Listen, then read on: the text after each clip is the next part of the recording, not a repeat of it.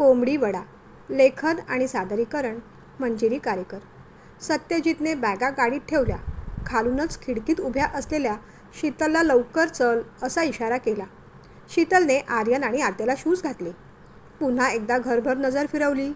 Gas, शेगडी, नळ, light सगळं बंद केलंय ना याची खात्री करून घेतली आणि मगच ती खाली उतरली. सगळेजण गाडीत बसले. त्यानंतर सत्यजितने जोरदार गणपती बाप्पा मोरया असं म्हटलं आणि मगच गाडी स्टार्ट केली. गावी जाण्यासाठी आणि स्वतःचं घर पाहण्यासाठी तो खूपच एक्सायटेड होता. पण शीतलला मात्र जरा दडपण येत होतं. जवळजवळ 12-13 वर्षांनी ती गावी जात होती. लग्न झाल्यानंतर पहिल्यांदा जेव्हा गावी गेली होती तेव्हा तिथे सासूबाई होत्या, पण तिथे फार राहायचा प्रसंग आला नव्हता. एकच रात्र त्यांनी तिथे काढली होती आणि त्यानंतर तिथून ते फिरायला गेले होते. त्यानंतर मुलांना घेऊन ती प्रथमच जात होती. सासूबाई नेहमी म्हणत, अरे गावी आपलं घर आहे, त्या घराचे वासे तुमची आठवण काढत असतात. कधीतरी येत जा रे. माणसांसाठी नाही, निदान देवासाठी तरी येत जा. तुम्ही होळी शिमग्याला येत नाहीत, गणपतीलाही येत नाहीत. निदान वर्षातून एकदा कुलस्वामिनीचं दर्शन करायला तरी येत जा रे. कधीतरी त्या घरात पूजा शांती करावी. सासूबाई एवढं सांगायच्या, पण तेव्हा काही जमलं नाही. इतक्या वर्षांनी जातोय तर आता त्या हयातीत नाहीत. मुलांना पण मजा वाटत होती. बरं का आद्या आर्यन, तिथे गावी की नाही तुमचे मोठे ताईदादा आहेत, त्यांच्याबरोबर खेळायचं, भांडायचं नाही, सत्यजित आपल्या मुलांना समजावून सांगत होता. पण हे सांगताना त्याला त्याचं लहानपण आठवल्यापासून राहिलं नाही, कारण त्याचं त्याच्या मोठ्या भावाबरोबर कधीच पटलं नाही. प्रसन्न दादाबरोबर त्याची नेहमीच भांडणं व्हायची. त्या दोघांमध्ये अंतरही जवळजवळ 8-9 वर्षांचं होतं. साहजिकच सत्यजितचे जास्त लाड व्हायचे.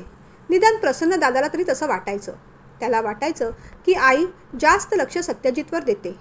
योगायोगाने म्हणा, प्रसन्नपेक्षा सत्यजित हुशार होता, त्यामुळे तो चांगला शिकला. बाबा लवकर गेल्यामुळे सत्यजितच्या पुढच्या शिक्षणाची जबाबदारी त्याच्या मामाने घेतली.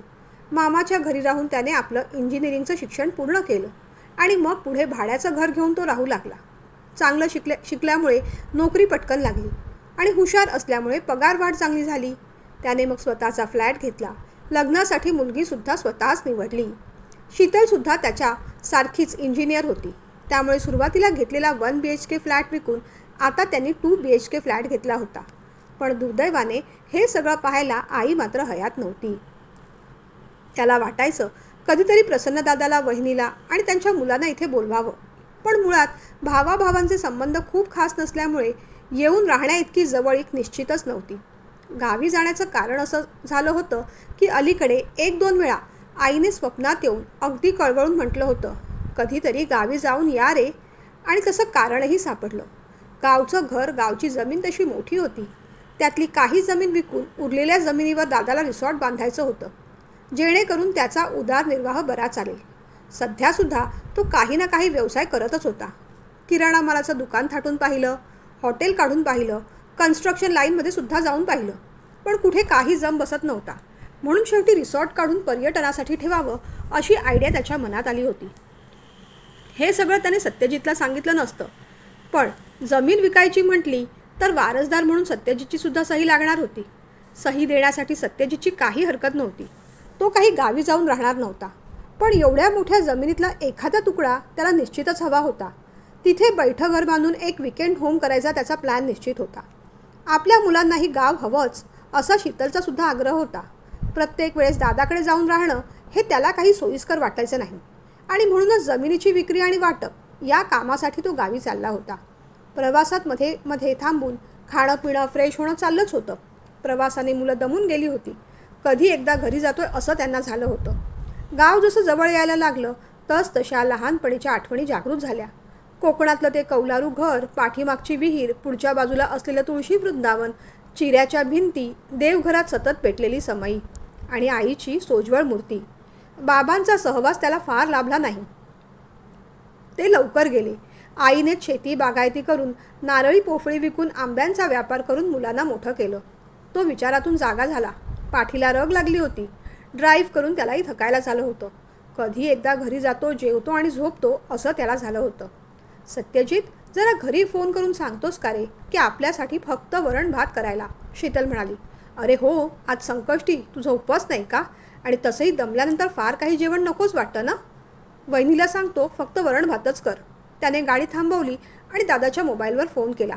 बरं का दादा, एका अर्ध्या तासात पोचतोय आम्ही. वहिनीला तेवढा निरोप दे की आम्हा सगळ्यांसाठी बाकी काही नको, फक्त वरण भात कर. शीतलचा उपवास आहे ना, तिला सोडायचं आहे म्हणून.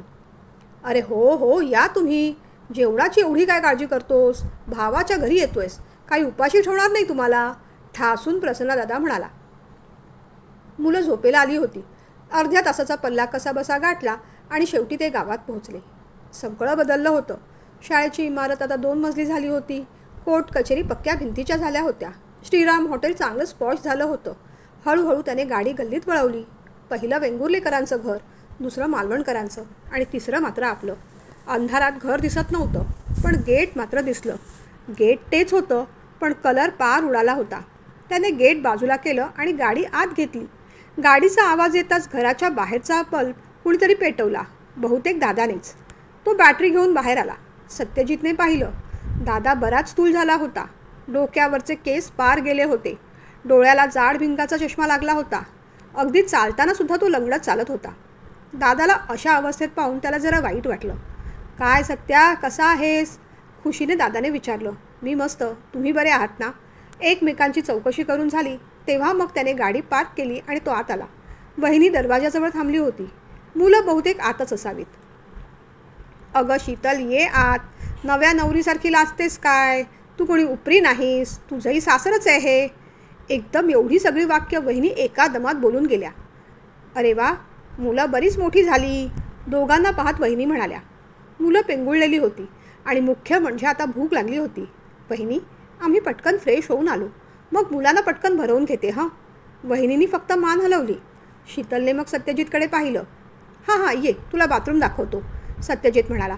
शीतल मुलांना घेऊन बाथरूममध्ये गेली, पण आत जायची तिला इच्छाच होईना. बाहेर सगळं ओलं दबदबीत, तिथेच कुबट पोती टाकलेली, भिंतीवर जळमटं, दरवाजा तुटलेला, काचेच्या बाटल्या पडलेल्या. सत्या, जरा मोबाईलचा टॉर्च दाखव रे, फार अंधार आहे इथे. सत्यजितने भिंतीवर लाईट शोधायचा प्रयत्न केला, पण कुठे दिसला नाही. त्याने मग मोबाईलचा टॉर्च दाखवला. बाथरूमचा दरवाजा उघडणार आणि आत जाणार तोच तिने खाली पाहिलं तर पक्ष्यांची पिसं होती, बहुतेक कोंबड्यांची. तिच्या अंगावर काटा आला. ते सगळं पाहून तिला फार किळस वाटली. मुलांचं तोंड धुवून कशी बशी ती बाहेर आली. थांबा हां बाळांनो, मी तुमच्यासाठी वरण भात घेऊन येते, असं म्हणून मुलांना बाहेरच्या खोलीत बसवून ती किचनमध्ये गेली. सत्यजित बरोबर होता म्हणून, नाहीतर एवढ्या मोठ्या घराची तिला भीतीच वाटत होती. एक तर जिकडे तिकडे फक्त बल्ब आणि बल्बच, ट्यूबलाईट नाहीतच. त्यात भिंतीचे रंग पार उडालेले. कसला तरी कुबट वास येत होता. मी पटकन वरण भात घेऊ का वहिनी, तिने विचारलं. वरण भात का? चांगले कोंबडी वडे केलेत. वहिनी असं म्हणताच तिने वहिनींकडे पाहिलं. तिला वहिनींच्या त्या नजरेची भीती वाटली. नेहमीपेक्षा डोळे मोठे करून आणि पापड्यांची हालचाल न करता वहिनी तिच्याकडे रोखून पाहत होत्या. हसण्यासाठी त्यांनी ओठ तर विलग केले होते, पण ते हसू काही साधं नव्हतं. त्या अंधारातही मशेरी लावून काळे झालेले त्यांचे दात आणि दाताची फट तिला स्पष्ट दिसली. त्यापेक्षा जास्त भीती त्यांच्या आवाजाची आणि शब्दांची वाटली तिला. ती पटकन म्हणाली, कोंबडी वडे? पण आज संकष्टी आहे आमची आणि असंही आम्ही खात नाही. वहिनीच्या बोलण्यावर सत्यजित पण आश्चर्यचकित झाला. अरे दादा, तू वहिनीला सांगितलं नाहीस? मी फोन केलेला ना की आज शीतलची संकष्टी आहे, फक्त वरण भात करायला. काय हो, बोलला नाहीत तुम्ही? वहिनींनी रागाने दादाला प्रश्न विचारला. अरे तू फोन केलेलास, पण वरण भाताचं काही बोललं नव्हतास. दादाचं ते इतक्या सराईतपणे खोटं बोलणं पाहून शीतल आणि सत्यजित एकमेकांकडे पाहत राहिले. पण आता परिस्थितीत मार्ग तर काढायला हवा होता. ती पटकन म्हणाली, पण मग मी पटकन वरण भात लावून घेऊ का? अगं आत्ता कुठे, घरातली डाळ संपली आहे, खाऊन घ्या गुपचूप कोंबडी वडेच. आणि देव तसं काही म्हणत नाही, असं बोलून त्या कर्कश हसल्या. वहिनींच्या बोलण्याचं शीतलला आश्चर्य वाटलं. वहिनींनी जेवणाची पातेली समोर घेतली. सुबोध म्हणाला, मला फक्त कोंबडी वडे दे. वहिनींनी वाटीत रस्सा वाढला. डोळे वटारत म्हणाल्या, नुसतेच कसे खाशील, रश्श्यात बुडवून खा. उगीचच बुडवल्यासारखं करून तो नुसतेच वडे खात राहिला. त्या दोघांनी मात्र चापून चोपून कोंबडी वडे खाल्ले. शीतल आणि सत्यजित यांनी मात्र ती रात्र त्यांनी आणलेल्या सुक्या खाऊवरच काढली. रात्री शीतलला सत्यजितशी खूप काही बोलायचं होतं, पण तशी संधीच मिळाली नाही. कारण वहिनींनी शीतलला आतल्या खोलीत झोपायला बोलावलं. आणि सत्यजितला प्रसन्नदादाबरोबर बाहेर झोपायला सांगितलं. मुलांना घेऊन शीतल आतल्या खोलीत झोपायला गेली खरी, पण तिला झोप काही आली नाही. मुलंही रात्रभर तळमळत होती. नवीन जागा होती म्हणून की मच्छर चावत होते म्हणून की वहिनीच्या घोरण्यामुळे, कारण काही कळलं नव्हतं. सत्यजितची सुद्धा काही वेगळी अवस्था नव्हती. घराची ती दयनीय अवस्था पाहून त्याला कसं तरीच वाटलं होतं. या घरात आईबाबा असताना कधीही मांसाहार झाला नव्हता आणि आज संकष्टी असून देखील आई तर 15-15 दिवस अखंड व्रत पारायण करायची. मांसाहार तरी ठीक होता, पण दारूच्या बाटल्या. देव घरात निर्माल्य सुकून पाचोळा झाला होता. दादाने स्वतःची आणि घराची काय अवस्था करून ठेवली आहे या विचाराने त्याला झोप आली नाही. सकाळी कोंबडा आरवला तेव्हा कुठे शीतलला बरं वाटलं. ती झटपट उठली. पुन्हा घाणेरड्या मुरीत जाऊन अंघोळ करायचं तिला जीवावर आलं होतं, पण आता नाईलाज होता. कसे बसे 2-4 तांबे थंड पाणीच ओतून ती पटकन फ्रेश झाली. एव्हाना वहिनी दादासुद्धा उठले होते. त्यांची 2 गोड मुलं नीला आणि सुबोधसुद्धा उठले होते. सकाळी दूध नाही म्हणून बहिणीने दादांना चांगले 4 खडे बोल सुनावलेच. मग सत्यजितनेच बाहेर जाऊन दूध आणलं आणि मग कसा बसा चहाचा कार्यक्रम पार पडला. शीतल सत्यजितला म्हणाली, सत्या, दुधाबरोबर भरपूर खाऊसुद्धा घेऊन ये. सत्यजित बिस्किटं, फरसाण, नानकटाई, केक खूप खाऊ घेऊन आला. वहिनीने पांढऱ्या काचेच्या कळकट मळकट चिरा गेलेल्या कपातून सगळ्यांना चहा ओतला. शीतलने आणलेला खाऊ फोडला. खाऊ दिसतात सुबोध, नीला आणि अगदी दादा वहिनीसुद्धा त्या खाऊवर जणू तुटूनच पडले. सत्यजित आणि शीतलला ते फार ओंगळवाणं वाटलं. शीतल आणि सत्यजित दोघे तर नाखुश होतेच, पण आद्या आणि आर्यनची सुद्धा चिडचिड होती. सुबोध आणि नीला त्यांना सारखे सारखे त्रास देत होते. त्यांना मारत होते, चिडवत होते. त्यामुळे शीतलसुद्धा वैतागली होती. पण आता ते आलेच होते तर काम करून जाण्यावाचून गत्यंतर नव्हतं. सत्यजितने विषय काढला. दादा, तू त्या जमिनीचं काय म्हणत होतास? सांगतो रे, घाई कसली आहे? पण सत्यजितला आता तिथे अजिबात वेळ काढायचा नव्हता. लवकरात लवकर काम आटपून त्याला परत निघायचं होतं. एकंदरीत त्या तिथल्या परिस्थितीचा त्याला वीट आला होता. खाऊन पिऊन झाल्यानंतर दादाने एक मोठा गलिच्छ ढेकर दिला आणि बोलायला सुरुवात केली. त्याचं कसं आहे, अलीकडे मी छोटी मोठी कॉन्ट्रॅक्ट घेत होतो, पण त्यात फार काही पैसे मिळत नाही बाबा. तेव्हा म्हटलं, आपल्या वाडवडिलांनी जी काही पुंजी ठेवली आहे त्यात आता आपण भर घालायची. म्हणून म्हटलं, आहे त्यातली थोडी जमीन विकायची आणि उरलेल्या जमिनीवर रिसॉर्ट काढायचं. आता बांधकाम म्हटलं तर खर्च तर येणार ना, म्हणून जमीन विकावी लागते रे. पण रिसॉर्ट बाकी छान करीन. तू पुढच्या वर्षी आलास ना तर तुझ्या मित्रांनाच घेऊन ये त्या रिसॉर्टमध्ये राहायला. आणि मग तो हसू लागला. नेमकी किती जमीन विकणार आहेस? काळजीने सत्यजितने विचारलं. सांगतो बाबा, सांगतो. काय आहे, थोडा जरा प्रॉब्लेम झाला आहे तिथे. गंभीर होऊन दादा बोलू लागला. अरे, ती ओढ्याला लागून जमीन आहे ना, तिथे कोणीतरी मूठ मारली आहे. ते ऐकतात सत्यजित आणि शीतल पाहू लागले. वहिनी, तुम्हाला कळणार नाही ही भाषा. मूठ मारणं म्हणजे करणी करणं. अरे, रात्रीची तिथे कोणीतरी बाई फिरताना गावातल्या लोकांनी पाहिलं.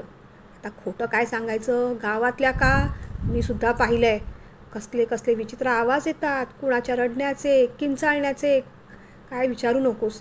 आता या गोष्टीचा जास्त बोलबाला व्हायच्या आधी ती जमीन विकलेली बरी. किंमत थोडी कमी आली तरी चालेल रे बाबा, दादा बोलत होता. अरे दादा, पण ती सुपीक जमीन आहे. भूतं खेतं करणी वगैरे नाही नसतं रे काही. हे बघ, वाटल्यास तो भाग मी ठेवतो. गावी घर असावं अशी माझीही इच्छा आहे. जमेल तसं मीही छोटंसं घर तिथे बांधून घेईन, सत्यजित म्हणाला. त्यावर दादा एकदम भडकलाच. मगासपासून काय सांगतोय मी, ती जागा बरी नाही म्हणून. अरे बाबा, उद्या तुला काय झालं तरी कच्ची बच्ची कुणाच्या तोंडाकडे पाहतील. ते सगळं ऐकून शीतलने कानावर हातच ठेवला. आणि हे एवढं मोठं घर तुझं नाही का? आपलं घर आहे ते. जशी माझी 2 मुलं तशी ही मुलंसुद्धा माझीच आहेत की रे. सत्यजितला ते काही बरोबर वाटलं नाही. नको रे दादा, असा व्यवहार नको. तू नेमकं काय करणार आहेस ते सांग, सत्यजित वैतागत म्हणाला. पण दादा नेमकं काय ते सांगत नव्हता. म्हणून तो म्हणाला, हे बघ, तू काळजी करू नकोस. वकिलांशी सगळं बोललो आहे मी. सगळे पेपर बनवून घेतले. तुला फक्त सही करायची आहे. वकील येत असतील इतक्यात. एवढं बोलेपर्यंत वकील आलेच. सत्यजितने पेपर वाचले तेव्हा त्याला धक्का बसला. सगळीच्या सगळी प्रॉपर्टी दादा स्वतःच्या नावावर करून घेत होता. सुरुवातीला सत्यजितने समजावून पाहिलं, पण नंतर तोही भांडलाच. अरे, तुझं राहतं घर नाही, ओढ्यालगतची जमीन नाही, निदान एक तुकडा तरी मला दे जमिनीचा, आईबाबांची आठवण म्हणून. पण मग वहिनींनी कांगावा सुरू केला. आम्ही तुम्हाला परके झालो काय, आमच्या नावावर केलं म्हणून काय सगळं आम्ही खाणार नाही, फक्त कामं करायला सोयीचं व्हावं म्हणून आमच्या नावावर करून घेतोय ना. डोकं बळवून ती रडायला लागली. मुलं पण भेदरली. शेवटी मग शीतलने मध्यस्थी केली आणि सत्यजितला समजावलं. म्हणाली, वाटल्यास आपण दुसरीकडे कुठेतरी जागा घेऊ, पण आता सध्या सह्या करून टाक आणि या प्रकरणातून आपण बाहेर पडू. आपण लगेचच निघू इथून. शेवटी चिडून सत्यजित सह्या करायला तयार झाला. बाहेरच्या खोलीत लावलेल्या आईबाबांच्या फोटोला नमस्कार केला आणि डोळ्यात पाणी घेऊन तो त्या घरातून बाहेर पडला. पण आश्चर्याची गोष्ट अशी झाली की अपॉइंटमेंट घेऊनसुद्धा त्या दिवशी रजिस्टर ऑफिसमध्ये ऑफिसर आलेच नाही. त्यामुळे त्यांचं ते काम बारगळलं.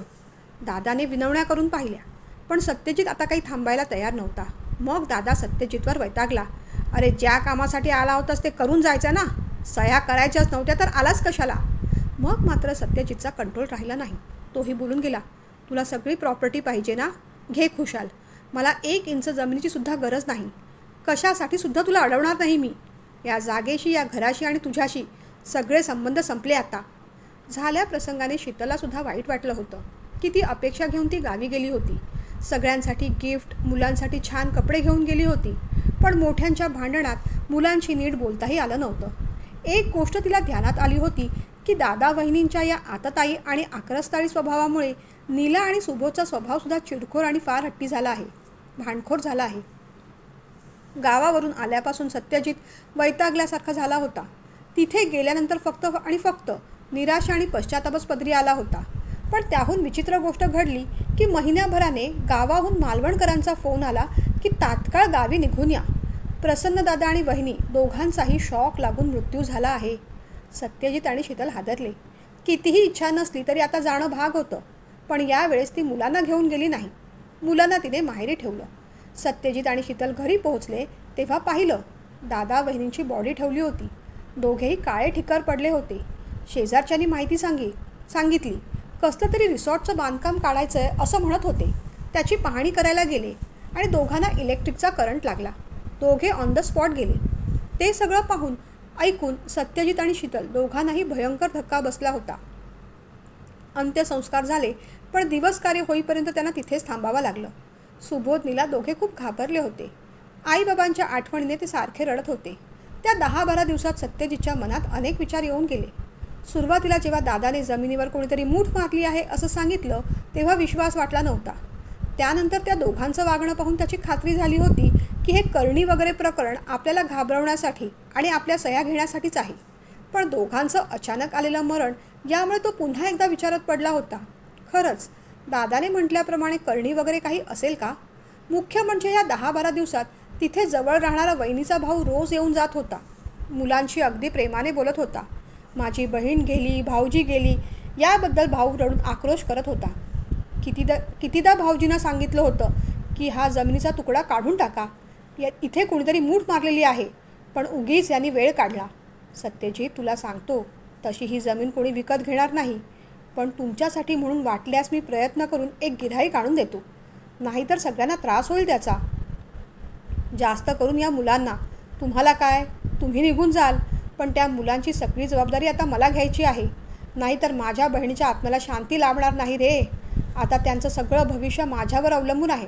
डायरेक्टली इनडायरेक्टली तो सुचवत होता की ती आहे ती सगळी जमीन आता मुलांच्या नावे करून द्या आणि केअरटेकर म्हणून माझी नेमणूक करा. झाल्या प्रकाराने सत्यजित हादरला होता. खरं खोटं काही कळत नव्हतं. मुलांची जबाबदारी त्यांचा मामा घेणार असेल तर मुलं सज्ञान होईपर्यंत त्याला केअरटेकर म्हणून प्रॉपर्टीची देखभाल करायला परवानगी देण्यास त्याची काही हरकत नव्हती. खूप विचार करून हे असंच करावं असा त्याच्या मनाचा निश्चय ठाम झाला. आता गावी जास्त थांबणं शक्य नव्हतं. 1-2 दिवसात निघायला हवं होतं. 8-10 दिवसात शीतलने मुलांची खूप काळजी घेतली होती. तिला त्यांचा लळा लागला होता. दुसऱ्या दिवशी काका काकू जाणार या विचाराने नीला खूप रडली. रात्री ती काकूला बिलगून झोपली. तू नको ना जाऊस असं हट्ट करू लागली. सत्यजितने त्या दोघांना शेवटी समजावून सांगितलं, अरे बाळांनो, इथे तुमचे मामा मामी आहेत. ते तुमचे लाड करतील, तुमच्यावर प्रेम करतील आणि आम्हीसुद्धा कधीतरी भेटायला येऊ असं बोलून पाहिलं.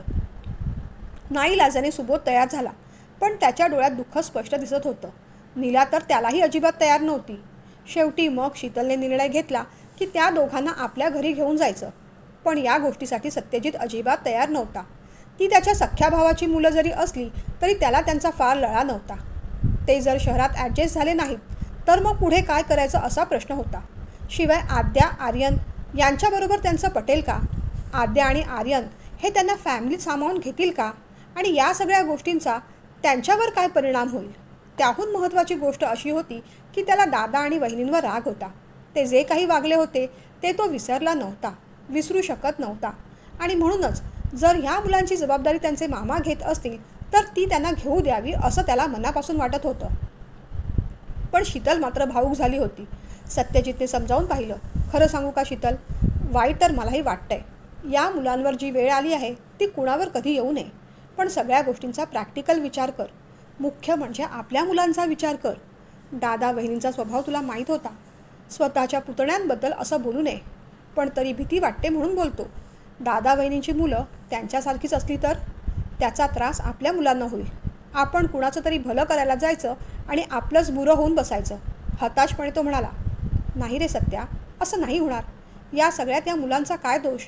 मान्य आहेत मुलं थोडी हट्टी आहेत, हेकेखोर आहेत, भांडखोर आहेत. कधी कधी तर त्यांच्या तोंडातून शिवी निघते. खोटं बोलतात, पण शेवटी ते मुलं आहेत. आपण त्यांना चांगले संस्कार देऊ. या मुलांना त्यांच्या मनाविरुद्ध ठेवून जायची हिंमत होत नाही. ती असं बोलली तरी सत्यजित अजून तयार नव्हताच. शेवटी ती म्हणाली, सगळ्या गोष्टींची जबाबदारी मी घेते, मग तर झालं. शेवटी मग मुलांना घेऊन ते शहरात आले. स्वाभाविकच मुलांची जबाबदारी त्यानेच घेतल्यामुळे प्रॉपर्टी घर आता सत्यजितकडेच राहणार होतं. शीतल मुलांना घेऊन आली तेव्हा खरोखरच तिला अग्निदिव्यातून जावं लागलं.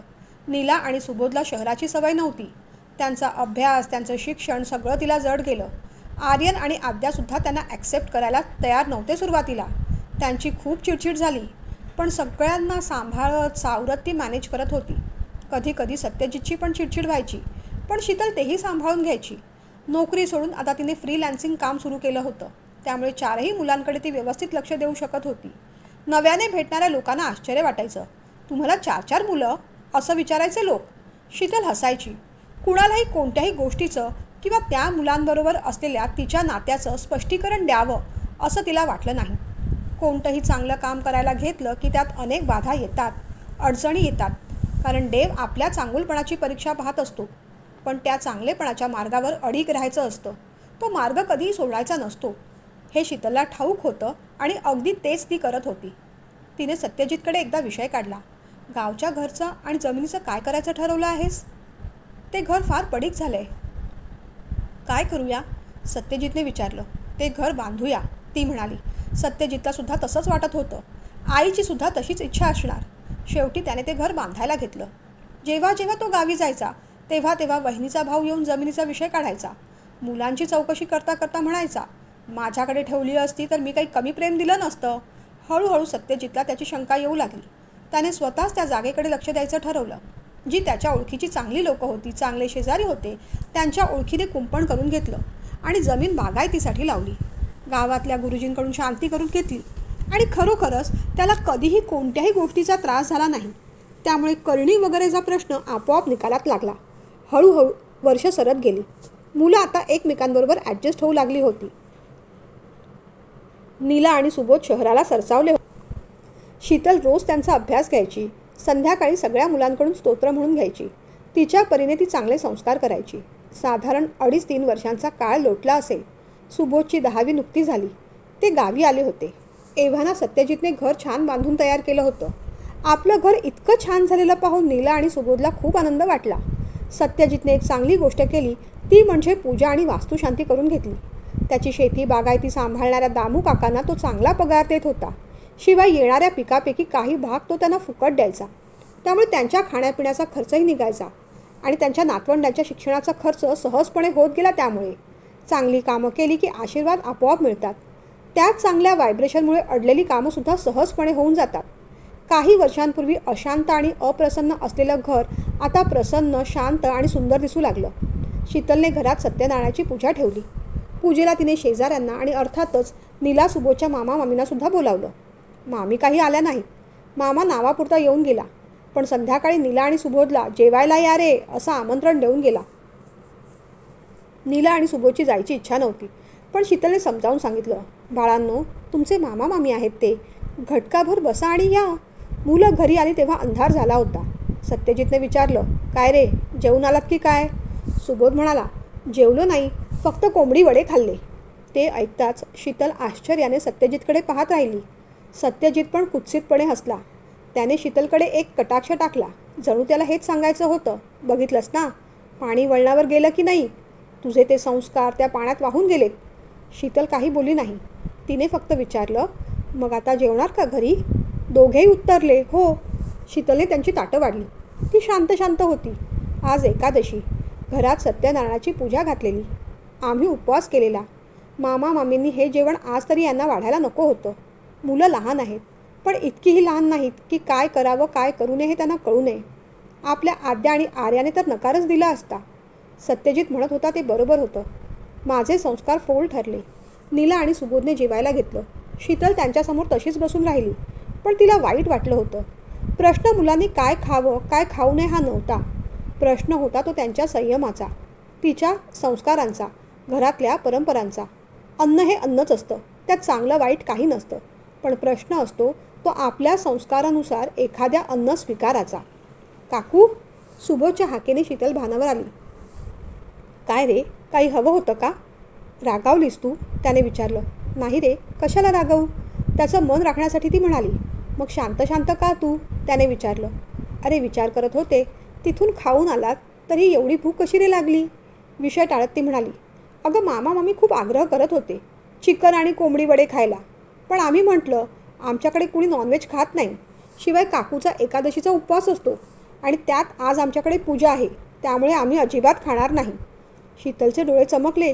ती पुढचं ऐकू लागली. पण मामा म्हणाला, एक खा रे, तुझे आई बाबा सगळं खात होते, खाऊन खाऊनच वर गेले ते.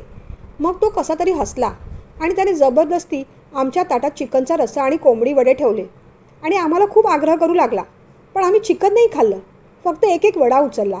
तोही मामीने खूप आग्रह केला म्हणून. एवढं बोलून सुबोध शांत झाला. मग तुम्ही चिकन खाल्लं नाहीत? तिने विचारलं. दोघे एकदम म्हणाले, नाही, फक्त कोंबडी वडे खाल्ले. शीतल गोंधळून त्यांच्याकडे पाहत राहिली. सत्यजितला मात्र तो सगळा गोंधळ समजला. तो हसू लागला. अगं, कोंबडी वडे म्हणजे चिकन बरोबर खातात ते वड्याच्या पिठाचे वडे. इथे सगळे त्याला कोंबडी वडे म्हणतात. आता तो नुसते वडे म्हणाला असता तर तुला वाटलं असतं बटाटे वडे, नाही का रे सुबोध? सत्यजित असं म्हणतात सुबोध म्हणाला. हो, अगदी बरोबर. वडे म्हणजे बटाटे वडे आणि कोंबडी वडे म्हणजे कोंबडी वडे. काकू, कोंबडी वडे मला खूप आवडतात, पण त्यासोबत चिकन नाही आवडत. कोंबडी वडे आणि तांदळाची खीर आवडते. शीतलला मग खूप हसायला आलं आणि हसता हसता तिच्या डोळ्यात टचकन पाणी आलं. ओले त्या डोळ्यांनी तिने सत्यजितकडे पाहिलं. ते डोळे सांगत होते, नाही रे सत्या, माझे संस्कार फुकट गेले नाहीत, फोल गेले नाहीत. ते मुलांच्या मनात झिरपलेत. मुलं बोलताना चुकलीत कदाचित, पण वागायला नाहीत. त्या दोघांना प्रेमाने जवळ घेत ती म्हणाली, बाळांनो, आता घरी गेलो ना की मी भरपूर काजू बदाम घातलेली तांदळाची खीर करेन हं, आणि त्यासोबत माझ्या सुबोधला आवडतात तसे कोंबडी वडेही करेन. कळलं का सत्यजित? कोंबडी वडे, कोंबडी शिवायचे कोंबडी वडे. सत्यजित आणि शीतल खो खो हसत होते आणि सुबोध आणि नीला मात्र आश्चर्याने काका काकूंकडे पाहत राहिले.